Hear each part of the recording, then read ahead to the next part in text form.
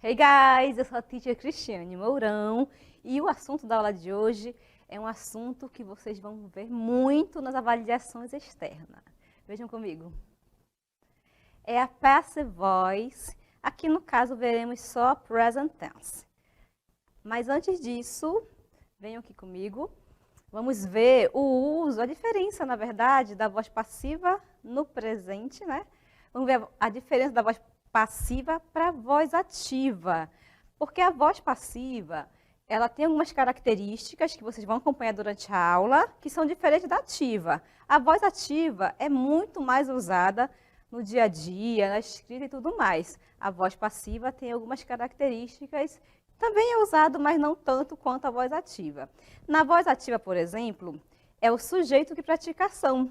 Eu, você, ele, nós, vocês. Então, o sujeito pratica a ação, mas na voz passiva, a ênfase é na ação que o sujeito faz. Vocês vão entender melhor com os exemplos. Então, na voz passiva, fiquem atentos, que a ênfase é na ação, tá? Que o sujeito faz, ok? Então, tem a ver com o objeto, que pratica, é o objeto que vai praticar a ação aqui na voz passiva, right? Vocês vão ver comigo aqui um exemplo na voz ativa, que é quando o sujeito pratica a ação. Por exemplo, the baby pushes the dog. Então, the baby pushes the dog in the baby stroller, certo? Aqui, o que é importante nesta oração, gente? É quem está praticando a ação. Quem é que está praticando a ação? Quem é que está empurrando, né, o carrinho ali de bebê com o cachorrinho? Quem é que está? É o bebê.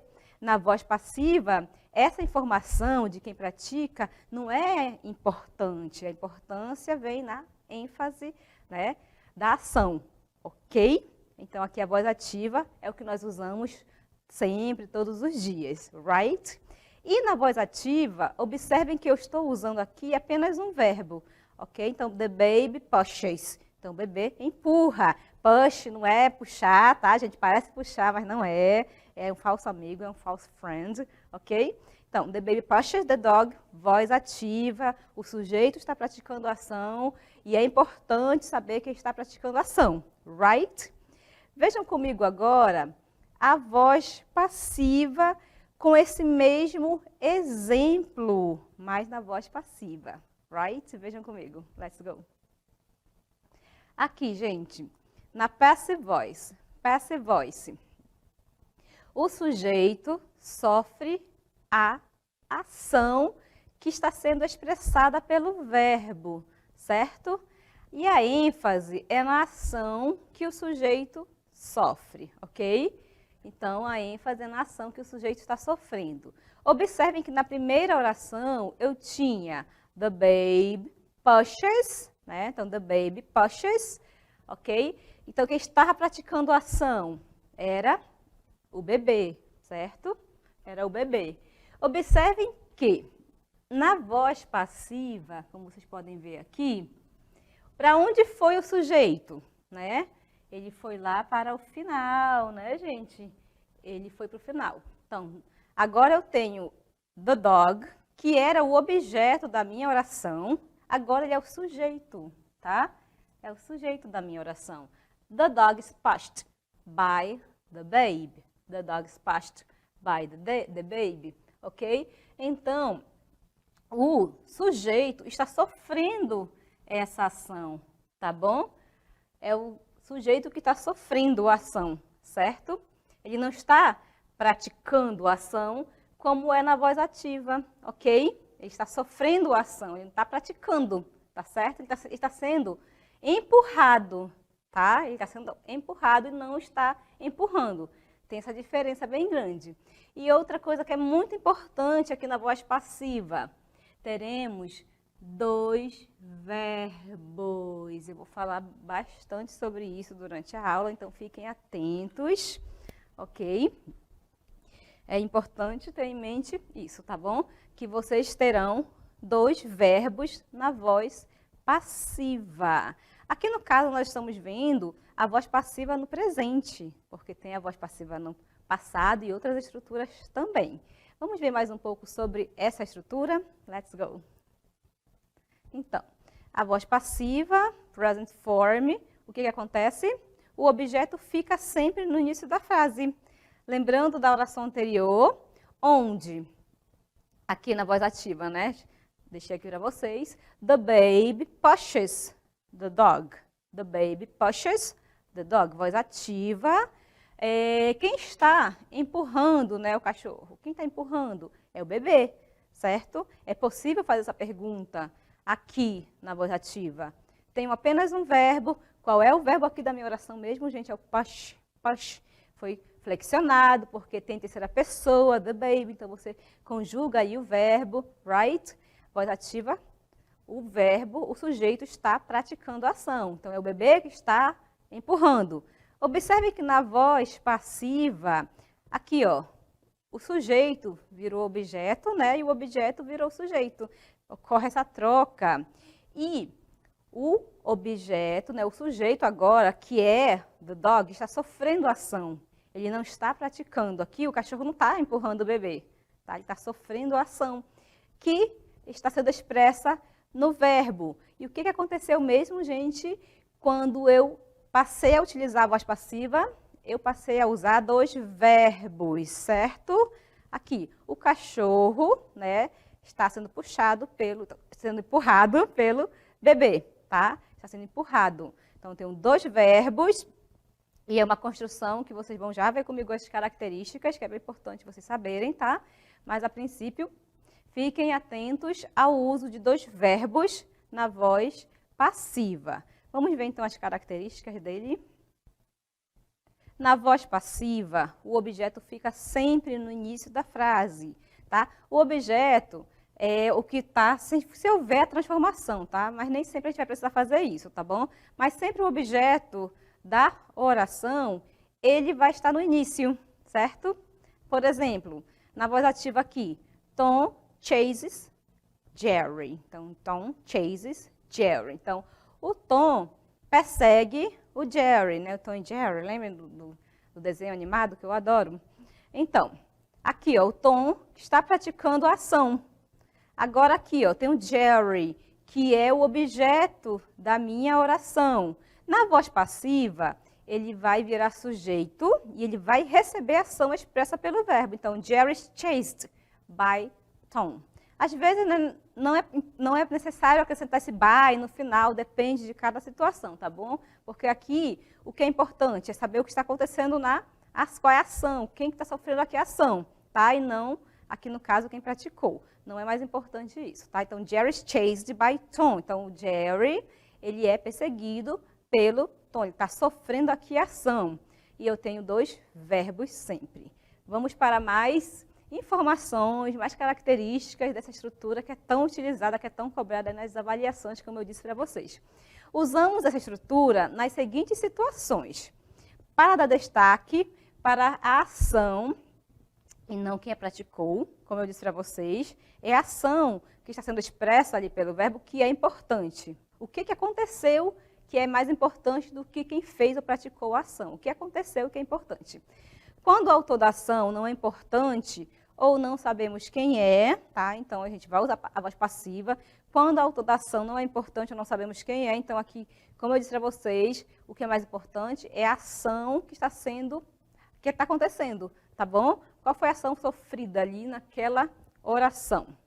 Temos ainda mais informações aqui, ó, para podermos omitir o autor da ação e quando queremos utilizar um tom mais impessoal. Então, a voz passiva, ela será utilizada nessas situações. Eu não quero dizer quem é o sujeito da oração, é importante, então eu vou usar a voz passiva, right? Agora, vejam comigo a estrutura, como é que eu vou formar as orações, já que eu disse para vocês que eu terei dois verbos, isso mesmo. Eu terei aqui o verbo to be, que é aquele verbo super conhecido da língua inglesa, o verbo mais conhecido da língua inglesa é o verbo to be, que é o verbo ser ou estar, na sua forma presente. Quando eu falo de verbo to be, pessoal, eu não vou usar na minha oração to be na sua forma base, não. Eu vou conjugar o verbo. E ele conjugado, e dependendo do sujeito que vai ter na minha oração, ele virá como am, is ou are, right? Mas aqui na voz passiva, usaremos o is e o are. O is para singular e o are para plural, right? E um past participle, que é um particípio, que é um verbo particípio no passado. Como é que é isso, teacher? Vamos lá, para os exemplos. Aqui, como eu disse, eu tenho o are, que é o verbo to be, mas o que aconteceu com ele aí? Por que ele era to be aqui e depois agora é are? Como é que é isso? Porque você conjuga am, is ou are, essa é a conjugação do verbo to be conforme o sujeito, tá? Então, o exemplo aqui, Dr. Seuss books are adored by most children. Aqui, o particípio que eu estou usando é um verbo regular. O que são verbos regulares? No passado, aqui no caso. São aqueles verbos que, quando vão para o passado, eles recebem o ED. Tem uma regra para você seguir. E temos aqueles irregulares, que são aqueles verbos que não têm regra, e aí você precisa mesmo estudar bastante para dominar esse tipo de verbos, ok? Então, os regulares são mais fáceis, porque é só acrescentar o ED no final e está tudo certo, tá? Então, para formar uma oração na voz passiva, você precisará desses dois verbos. Não existe voz passiva só com verbo, tá, gente? Tem com dois, é a partir de dois, pelo menos, ok? Ainda sobre a passive voice, aqui, ó, é formada, como vocês sabem, né, pelo to be e o participle. Essa informação está sendo bem reforçada porque vocês precisam compreender que na voz passiva são necessários dois verbos. Quais são os verbos? O to be e o past participle, ok? Não pode ser um verbo que esteja no presente, o segundo verbo, tá? Esse segundo verbo, que é um participle, pessoal, ele é o verbo mais importante da oração. É ele que está expressando a ação do verbo. É ele que é o verbo principal, tá? O to be ali, ele funciona como auxiliar para dizer que a minha oração está na voz passiva, ok? Mais um exemplo aqui para vocês compreenderem bem este assunto. Instagram. Então, essa rede social é tão conhecida. Eu estou dizendo aqui que o Instagram, ele é o objeto, ele era objeto, ele virou sujeito. E o que está acontecendo com ele aqui? Ele está sofrendo a ação expressa pelo verbo directed, né? Então, Instagram is directed by Adam Mosseri, ok? Então, Instagram is directed by... O que está acontecendo aqui? Eu não estou dando ênfase ao sujeito, ao que era o sujeito, a quem praticou a ação. Eu não estou dando ênfase nele, eu não quero, não é importante aqui saber a ação relacionada ao sujeito, que seria, no caso, quem praticaria, o Adam, ok? O que está acontecendo? O Instagram é dirigido, tá? Então, o sujeito aqui, ele está sofrendo a ação expressa pelo verbo, right? Ele não está praticando. É sempre assim, voz passiva, o sujeito não pratica ação, ele sofre a ação. E eu precisarei de dois verbos sempre. Vejam aqui ainda, mais uma vez, reforçando o uso do to be com o particípio. Vejam que eu tenho agora is. Ainda há pouco eu usei o are. Por que eu usei o are, gente? Porque o are é quando eu tenho ali no meu sujeito plurais, tá? E o is quando for singular. Então, Instagram is directed, ok? Então, Instagram é singular, sempre usarei o is. O verbo no particípio, ele não vai mudar por causa do sujeito não, tá bom? É só o to be que modifica mesmo. Mais exemplos aqui, para que vocês possam compreender o uso da passive voice. Vejam, aqui eu tenho uma oração na voz ativa, que é Carol receives a gift. Então, a Carol, né, recebeu um presente, tá? Na voz passiva, o que acontece? O que era o objeto da minha oração, ele vira o sujeito, tá? Ele vai virar o sujeito, certo? Aqui no caso, a gift is received. Verbo regular, como é que eu sei que é regular? Porque ele tem a terminação em ED. A gift is received by Carol. Então, um presente, né, foi recebido pela Carol. Ok? Então, aqui, gift está sofrendo a ação do verbo received, tá? Is received, dos dois verbos, ele não está praticando a ação, right? Então, agora vocês vão acompanhar comigo a DLI para vocês praticarem a passive voice no presente. Let's go!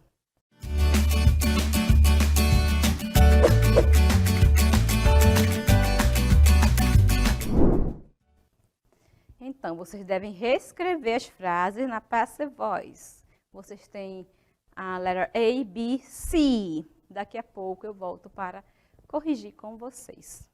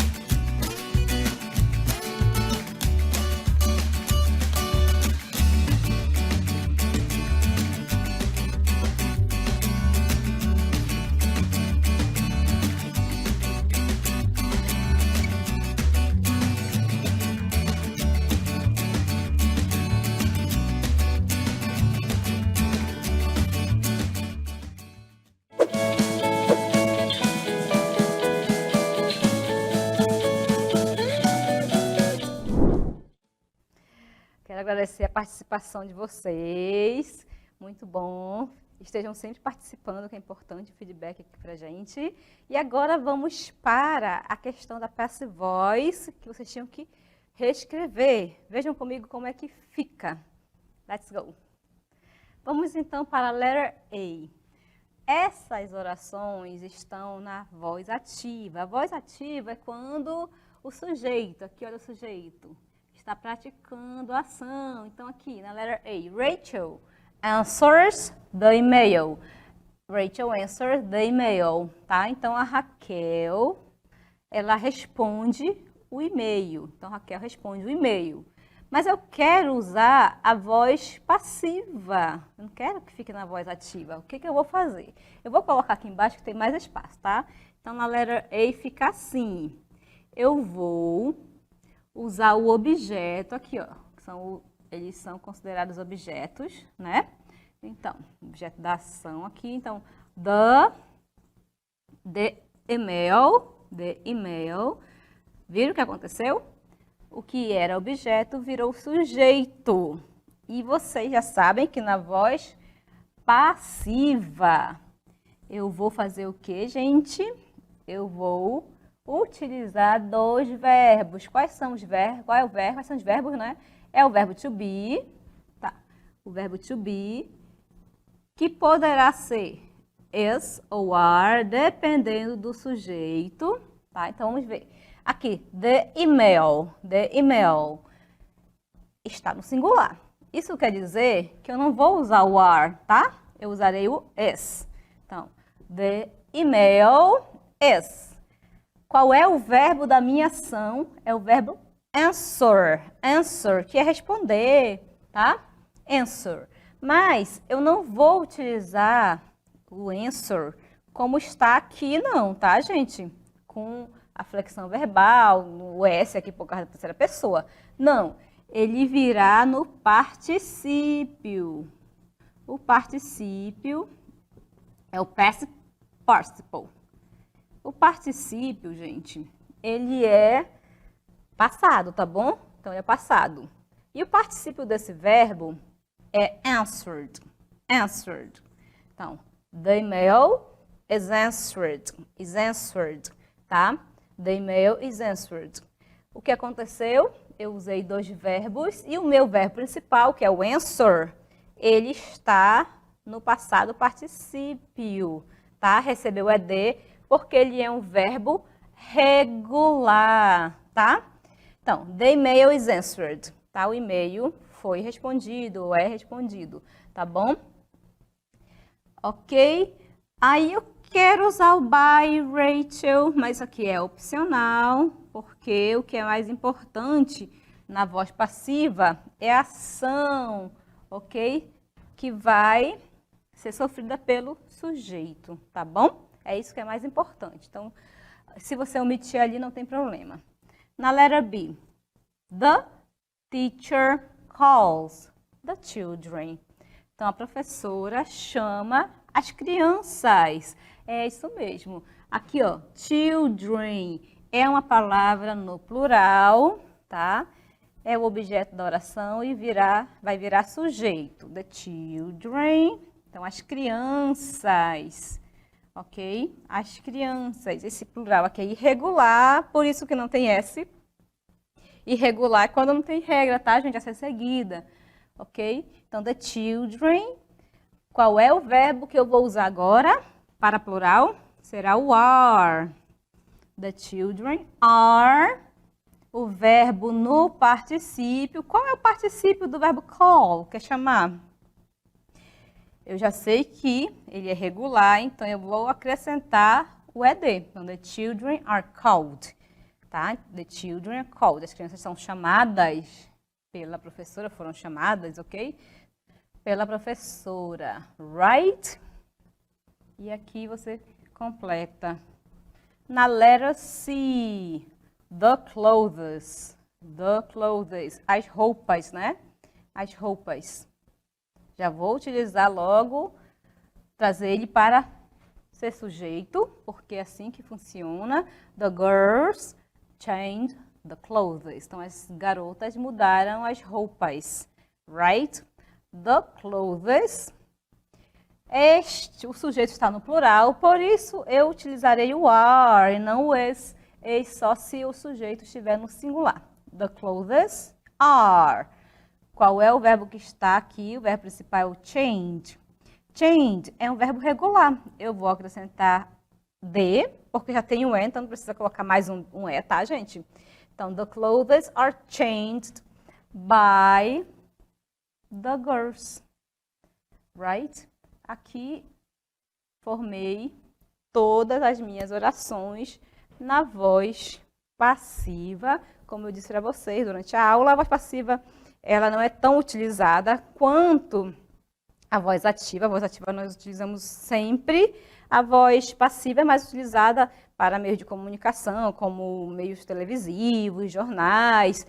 É uma estrutura mais formal, não é assim usado o tempo todo no dia a dia, quando nós estamos conversando com as pessoas, right? Mas é bem importante, porque esse assunto é muito cobrado nas avaliações externas, então estudem, peguem uma lista de verbos, aprendam os verbos, o presente, o passado, o particípio, porque vocês vão sempre precisar, right? Então adorei estar aqui com vocês hoje, a gente se vê em uma outra oportunidade. See ya!